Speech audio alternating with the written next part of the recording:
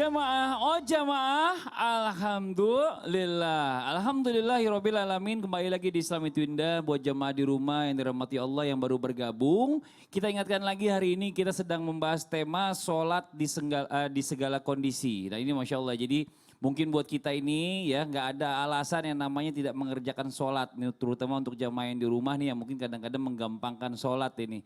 Nah ini sekarang kita mau coba lihat sebuah tayangan yang mudah-mudahan bisa jadi pembelajaran buat kita. Ada seorang kakek ya yang rajin untuk sholat berjamaah di masjid walaupun harus merangkak. Ini tayangannya.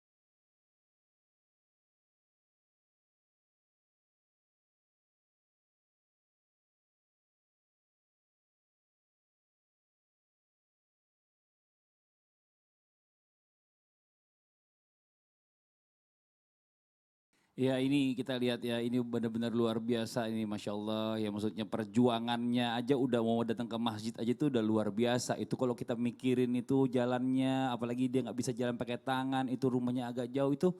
Aduh ya Allah, inilah bicara masalah tentang apa yang tadi saya pertanyakan sebelum iklan. Cuma hari ini saya minta dijawab nih sekarang dengan bahasa Indonesia, jangan pakai bahasa Bugis.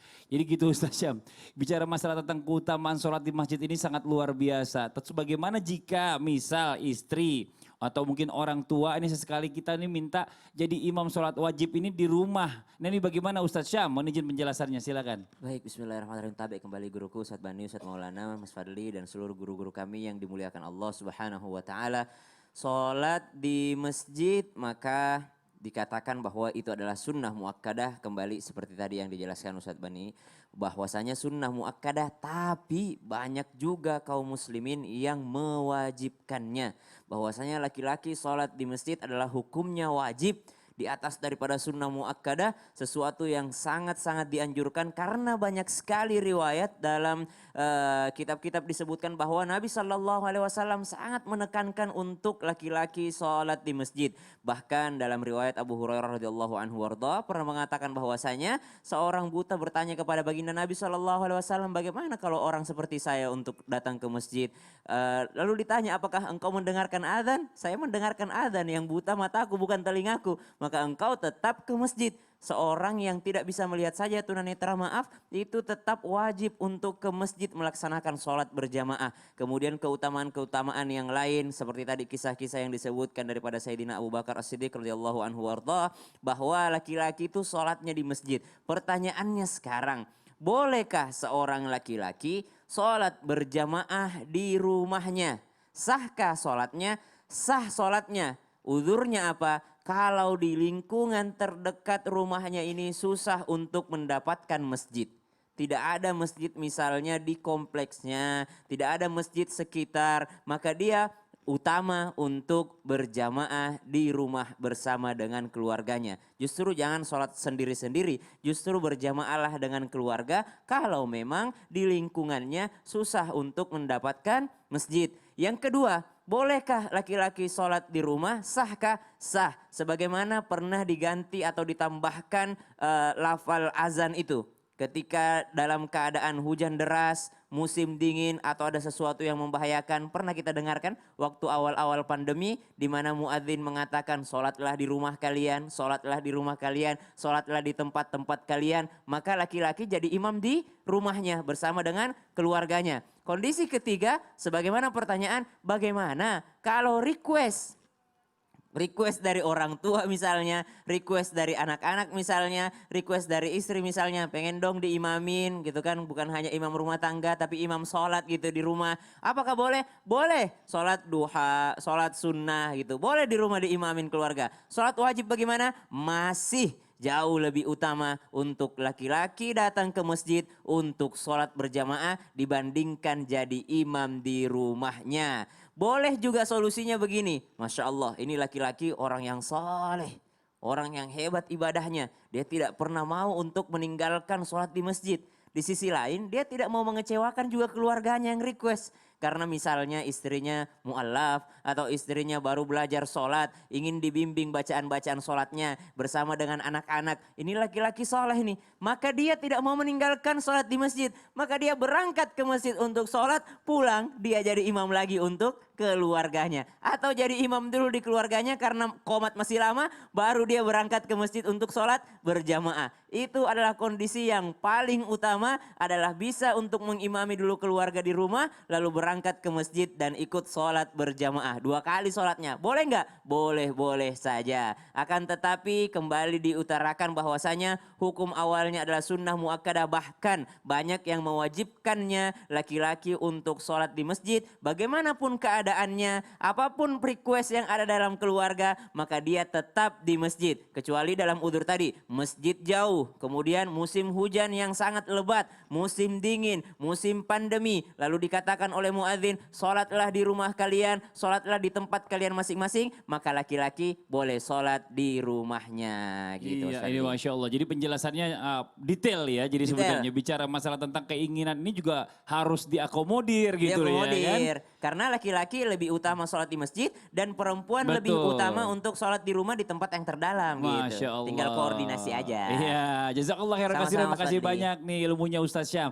Nah sekarang kita lanjut lagi nih buat jamaah Islam itu Indah yang dirahmati Allah yang lagi menyaksikan Islam itu Indah. Berbicara tentang belajar ini, kita tuh belajar tuh jangan tanggung-tanggung. Kalau perlu semua kita belajar karena kita nggak pernah tahu kondisi kita seperti apa. Nah ini ada sebuah tayangan ya, ada tata cara sholat di medan perang. Mungkin jemaah yang di rumah juga bingung nih, kok ngapain ke medan perang? Tapi kita perlu belajar aja. Siapa tahu kan kita nggak pernah ngerti ya bicara masalah tentang keadaan. Ini ada tayangannya.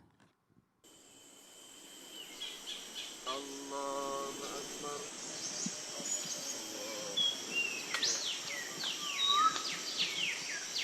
Sami Allahu liman hamidah. Allahu Akbar.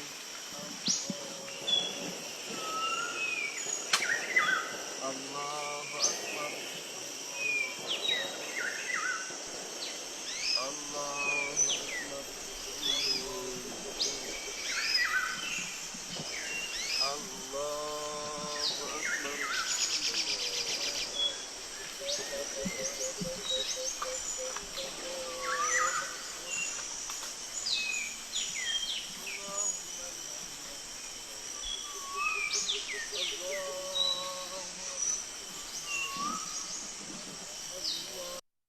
Nah ini kita baru lihat ya, maksudnya kalau kita nggak belajar kita nggak pernah tahu. Mungkin bisa dikasih praktek nih kalau seandainya nih buat Ustadz Bani nih. Seandainya keadaan genting, keadaan darurat, bagaimana caranya kita bisa sholat di keadaan tadi, maksudnya perang atau bagaimana keadaannya. Mohon izin silakan penjelasannya. Siap. Ini kayaknya biar pas kita langsung praktek. Boleh, nih, boleh Ustadz. langsung kita Ustadz, persingkat mohon waktu. izin, Ustadz. Ayo boleh, boleh. Ustadz, mohon izin. Siap. Gimana caranya ayo? Kita Jadi, bareng-bareng. Model untuk melaksanakan sholat khauf namanya, itu ada banyak model. Ini sholat khauf Sholat namanya. khauf namanya. Nah kita ambil pendapatnya Imam Al-Khattabi minimal ada 3 model. Oke. Yang pertama Ustadz, mohon maaf Ustadz, boleh jadi imam? Ustadz jadi imam. Imam. Saya di saf 1. Saf pertama. Iya. Saf pertama biar kelihatan kamera sini ya, agak kesini ya. Model pertama itu adalah kondisi di mana musuh tidak berada dalam arah kiblat. Musuh di mana? Di belakang. Di belakang. Nah, Di belakang. Maka model pertama imam, saf pertama, lalu sisanya pasukan yang lain itu berjaga-jaga Ustadz. Oh, Mohon di maaf. belakang. Berjaga. Berarti Tetap nggak ngadep ikut kiblat. sholat. Jadi nggak ikut sholat. Oh nggak ikut Nggak ikut sholat. Nah nggak ikut sholat. Nah sholatnya setelah itu imam takbiratul ihram, Allah. makmum ikut sholat bersama imam dengan memegang senjata. Kalau dalam kondisi normal tatapan ke tempat sujud. Dalam kondisi perang tatapan ke depan sambil siap kalau ada yang menyerang. Nah, Oke, siap. Oke, jelas ya. Ini senjata nih. Ya setelah itu langsung Kalau rukunya gimana kan senjatanya? Ikut, Tatap. ikut. Iya, Ikut, kan Imam. nanya. Ini kan ruku kan tatapan Nggak tetap ke bawah, tetap ke sama. bawah. Wah, aku masih jaga-jaga nih Ustadz ya. Jaga-jaga. Tetap Setelah itu jaga-jaga. i'tidal, ya, Demi Allah. sampai menyelesaikan 1 rakaat. Oh iya, satu rakaat. Selesai 1 rakaat, berdiri lagi, lalu makmum ini menyelesaikan sholatnya sendiri. Selesaikan sendiri, imam tetap berdiri menunggu. Oh, ini saya selesai nih, sampai Selesai. salam, sampai Oke, salam ya. Sampai salam, sudah Assalamualaikum. selesai, Iya. maka bergantian. Saya berdiri. Ya selesai, bergantian dengan Yang lagi jaga. jamaah yang berjaga. Sih, yang Gantian saya memang. tetap di sini atau mundur? Berjaga. Mundur, berjaga. gantian. Oh, Ganti mundur posisi. berjaga. Oh, Ya, ganti posisi. Sekarang Aku ikut. yang ikut Imam sholat. masih tetap dalam posisi Rakaat pertama, rakaat rakaat kedua. Nah, Oh. Ustadz- lalu takbiratul ihram. Saya pestolnya ini. Iya. Ini mic Ustadz jadi pestol saya. Jadi Oh, yang saya ngomong. jadi imam cuma 1 rakaat, makmum menyelesaikan sholatnya 4 rakaat, misalkan duhur. 2 rakaat. Misalkan duhur lah. Ini ada beberapa pendapat ulama. Kalau dalam kondisi di mana kita berada di wilayah kita, maka sholatnya tam. Tapi kalau berada di luar wilayah kita, maka sholatnya qasar. Kosar. Oh, 2 berarti jamaah rakaat. takdim kasar Ya, gitu. tapi kalau Ibnu Abbas mengatakan semuanya sholatnya hanya qasar saja. Di kosar aja. Jadi di kasar tanpa dijama. Ya, Oh, jadi cuma 2 rakaat. Ya, di qasar, Jadi ya. saya selesaikan di Padli udah 2 rakaat, Udah aku 2 cuma rakaat. 1 rakaat. Setelah ini Rakaat kedua aku ikut. ikut takbiratul Ya, ihram, aku ikut. rakaat kedua. Menyelesaikan sampai posisi sampai duduk. selesai tahiyat. Ya, sebelum salam posisi makmum Ya. lalu berdiri, menyelesaikan rakaat yang satunya lagi. Oh. Sampai kemudian Jadi duduk. dia Sampai makmum, bareng. Imam masih makmum nunggu. yang kedua, ini kan makmum pertama udah kelar. udah selesai. Makmum yang kedua tidak tahiyat. Ikut tahiyat, Ikut Ustaz. tahiyat. Ikut tahiyat. Imam jangan tahiyat dulu. Imam Ya, duduk imam dan jangan masuk salam dulu. Jangan salam dulu. Jangan Duduk tahiyat, menunggu Rakaat jamaah ini dua, rakaat rakaat- udah selesai. oh, iya. Setelah itu salam bersama. Jadi jamaah kelompok pertama ikut takbiratul ihram bersama imam. Jamaah kedua ikut tahiyatul dan salam bersama Salam imam. bersama. Oh, gitu. Masya Allah. Ini model pertama. Itu model pertama. Ada model lain kedua. lagi? Model kedua kalau musuhnya ada di depan. Searah dengan kiblat. Pas di Nah, depan. kalau itu takbiratul ihram semua sama. Jadi dibikin 2 saf. Oke. Mohon Bareng. izin. Seperti ini. Takbiratul ihramnya bareng bersama dengan imam. Ya. Jadi Iya. imam takbiratul ihram, maka kedua makmum ini atau 2 saf ini ikut takbiratul ihram bersama imam. Lalu imam ruku dan i'tidal, setelah itu begitu imam sujud, yang saf pertama saja yang ikut sujud. Oh gitu. Saf kedua enggak tetap belum? siap-siap. Gitu. Sama seperti di tayangan video tadi, begitu selesai bangkit rakaat kedua, baru saf yang kedua ruku. Sujud, Sujud. menyelesaikan rakaat pertama, lalu bangkit lagi. Setelah itu yang saf pertama ini mundur ke belakang, Mundur. baru maju ke depan. Lanjut rakaat kedua. Nah, setelah rakaat kedua sama ruku dan i'tidal 2 saf ikut bersama imam. Begitu sujud, saf pertama yang ikut sampai sujud. Sampai posisi duduk tahiyat sebelum salam, tunggu yang di belakang sujud Sampai ikut. 2 kali. Sampai ikut tahiyat bersama dan salam bersama dengan Seperti imam. tadi tayangan tadi. Seperti tadi di Itu tayangan. cara yang kedua. Jadi ada 2 cara bicara Yang masalah. ketiga, yang Oh terakhir. ada lagi. Yang ketiga. terakhir, dalam kondisi kita sudah takbiratul ihram Ustaz. Allahu Akbar. Tiba-tiba musuh menyerang. Heeh, Kan nggak mungkin kita. betul. Membatalkan sholat juga tidak boleh. Atau menyelanjutkan sholat juga bisa diserang kita. Bagaimana caranya? Tetap kita bertempur tanpa bersuara. Tapi kalau rasakan ini, batal sholat Nggak kita. boleh, Ustaz. Jadi batal. berperang tanpa bersuara. Tanpa bersuara. Allahu Akbar. Sami Allah liman Tapi hamidah. ini kondisi Seperti perang. itu. Dalam Tapi kalau kondisi ada motor yang dicuri gimana? Kita lagi sholat motor dicuri. Kan pas aja itu. Kita bahas nanti aja. Nanti aja. Iya. Jazakallah khair katsiran. Makasih banyak. Wah, Masya Allah nih Ustadz Bani bagus banget penjelasannya. Karena memang benar ya. Bicara masalah tentang ilmu ini kita tuh semua kalau perlu kita pelajari. Karena kita nggak pernah tahu kapan ini digunakan yang namanya ilmu ini. Ini Masya Allah bagus banget. Terima kasih banyak. Nah sekarang buat jamaah yang ada di rumah nih yang udah nunggu, yang udah nggak sabar pertanyaannya dijawab nggak ya sama guru kita hari ini di Islam Itu Indah. Sekarang langsung aja deh kita masuk ke segmen Tanya Dong Ustadz. Kami semua tanya dong Ustadz. Alhamdulillah sekarang kita masuk di segmen Tanya Dong Ustadz. Dan sekarang kita langsung bacakan pertanyaan dari sosial media Ustadz. Tabe. Iya, silakan. Dari Instagram Syam dulu yang bacain, Ustadz yang menjawab. Dari @septria96. Maaf numpang nanya. Kalau kita lagi sholat terus kita ada kucing cowok. Kan biasanya kucing cowok tuh suka pipis di sana sini. Menandai wilayahnya gitu. Nah suatu saat dia ngencingin mukena kita bagian bawah pas kita lagi sholat. Terus itu kita seharusnya tetap menyelesaikan rakaat sampai selesai. Terus mengulangnya lagi karena termasuk batal atau gimana ya? Mohon bimbingannya. Nah terima buat kasih. jamaah yang lagi nonton dengerin maaf ya untuk kehati-hatian. Sekali lagi saya katakan untuk kehati-hatian maka membersihkan jauh lebih aman.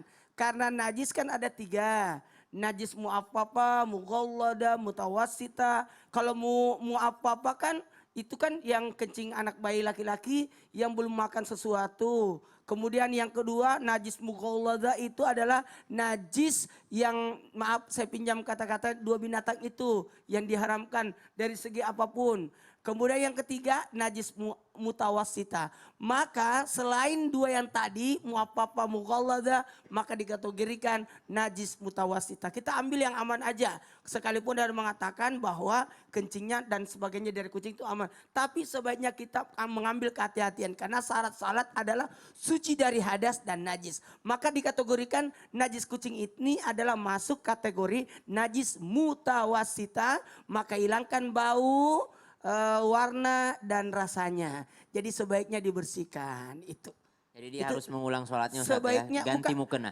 jadi gini, jadi pada posisi kan salat itu kan pakaian badan suci. Betul. Jadi pada posisi ini dikategorikan maaf demi kehati-hatian lebih baik mengulang. Baik Ustaz. Tabe pertanyaan Ya, oh kedua ya. Tabe Ustaz.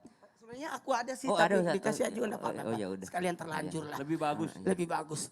Handphonenya ya. Bismillahirrahmanirrahim. Assalamualaikum Ustadz. Yang Waalaikumsalam wabarakatuh. wah, yang salah sekeliling itu rutenya luar wilayah. Perjalanannya sampai 60 kilometer. Ulang ya. Assalamualaikum. Waalaikumsalam warahmatullahi wabarakatuh. Ustaz saya Sales. Iya. Tulisannya Iya, Iya. sales itu bacanya. Iya. dia ngapain tulis begitu? Iya nggak apa-apa emang tulisannya begitu. Oh, Seles ya. Iya. Seles keliling rute keluar luar wilayah. Perjalanannya 60 km. Jika waktu sholat duhur, boleh nggak dijama dengan asar? Terima kasih. Wah, penting juga nih. Iya, siap. Jadi ada orang menempuh perjalanan. Ya.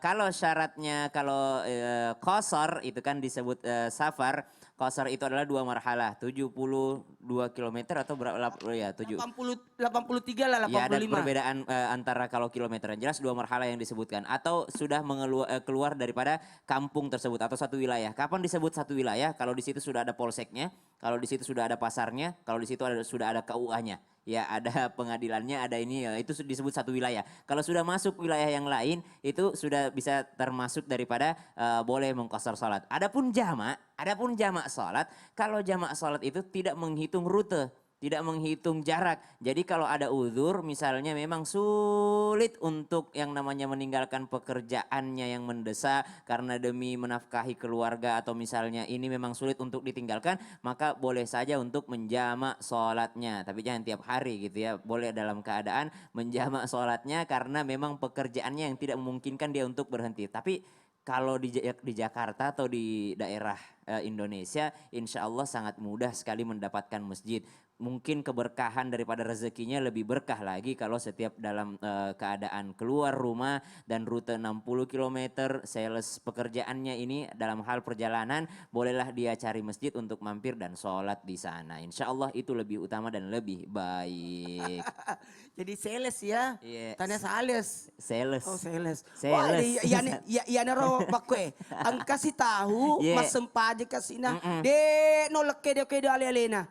Malah saya kasih na. De nolak kedo-kedo, Sas. De nolak teto. Iya. Jadi empat tega naro ke mas sempajan na. Nah insya Allah narekong kawetu. Yeah. Elok sih ku bahas ye. Iya, agak nero makedo na Cara dega mas sempajan nareko de na kedo ale-alena kasih. Ya rega malasai Yeah. ataupun pokoknya. Tapi tetap wajib melaksanakan. Harus masuk pajang. Tapi engka carana, elok Yeah. bisa carana. Ih, mana satu, Sas, penting. Kode mata no.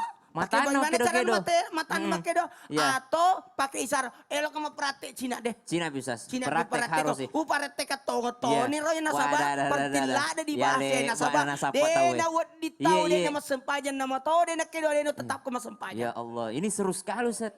Tapi tidak mengerti orang. Ya, tidak mengerti orang. Saking serunya Ustaz lupa kalau ini TV nasional. Oke. Jadi jangan kemana-mana. Tetap di Islam itu indah. Jamaah. Oh jamaah. Alhamdulillah. Handphone saya kan juga bagus, Li.